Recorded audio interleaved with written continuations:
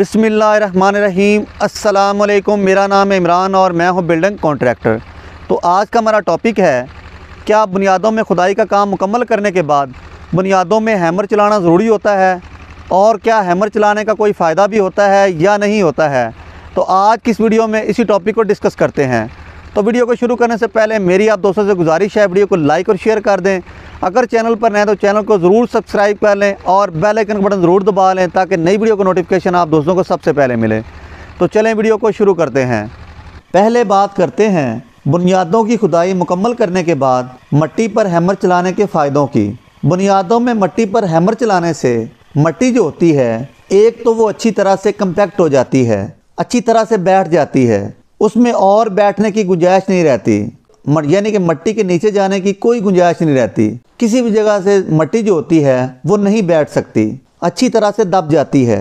अगर आप बुनियादों में मट्टी पर हैमर चलाते हैं तो मट्टी में जो छोटे छोटे सुराख होते हैं वो भी ख़त्म हो जाते हैं। तो वो सुराख जो होते हैं वो बंद हो जाते हैं, और मट्टी पर हैमर चलाने से मट्टी के मसाम जो होते हैं वो ऊपर से अच्छी तरह से बंद हो जाते हैं, उनमें पानी जाने की गुंजाइश भी नहीं रहती। तो इसलिए मट्टी पर हैमर चलाने के बाद आप जो भी काम करते हैं उसकी मजबूती बहुत ज़्यादा हो जाती है। वो कैसे? क्योंकि जब आप मट्टी को अच्छी तरह से कम्पैक्ट करने के बाद उस पर पीसीसी करते हैं, तो एक तो पीसीसी में मौजूद सीमेंट का पानी जो होता है वो नीचे मट्टी में नहीं जा सकता, क्योंकि नीचे से मट्टी के मसाम जो होते हैं वो तो बंद होते हैं, और पीसीसी की मजबूती जो होती है वो भी डबल हो जाती है, क्योंकि पीसीसी के नीचे वाली मट्टी जो होती है वो तो आपने अच्छी तरह से कम्पैक्ट की होती है, और जब आप मट्टी को कम्पैक्ट करने के बाद और पीसीसी डालने के बाद आप पीसीसी के ऊपर भी अच्छी तरह से कम्पैक्टर चलाते हैं, तो पीसीसी के नीचे वाली जगह जो होती है वो तो पहले ही मजबूत हो चुकी होती है, और जब आप उसके ऊपर कम्पैक्टर चलाते हैं तो वो और मजबूत हो जाती है।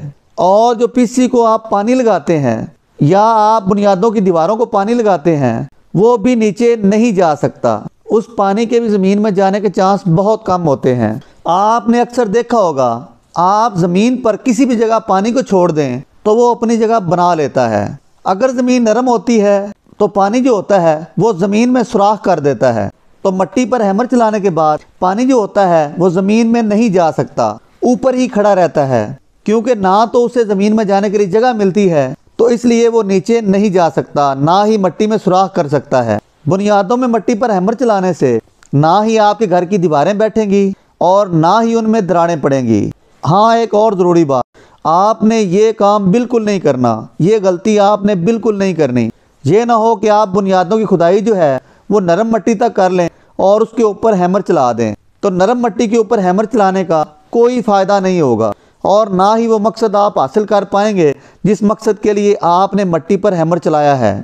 तो इसलिए आपने मट्टी की खुदाई जो है वो सख्त मट्टी तक ज़रूर करनी है, चाहे आपको बुनियादों की गहराई 1 फुट करना पड़े या 1.5 फुट करना पड़े या 2-2.5 फुट करना पड़े, तो आपने बुनियादों की खुदाई जो है वो सख्त मट्टी तक करनी है। तो बुनियादों की खुदाई सख्त मट्टी तक करने के बाद फिर आपने उस मट्टी पर हैमर चलाना है।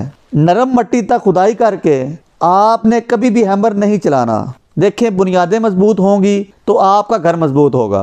तो अब बात करते हैं, हैमर जो है वो 1 बार चलाना चाहिए या 2 बार चलाना चाहिए।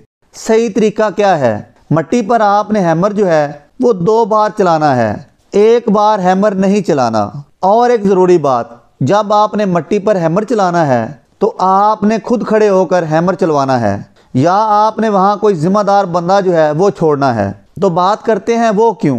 क्योंकि अगर आप हैमर चलाते वक्त साइड पर मौजूद नहीं होंगे तो लेबर वाला बंदा जो हैमर चला रहा होता है वो एक ही बार हैमर चलाकर आपको कह देगा कि सर मैंने 2 दफ़ा हैमर चला दिया है।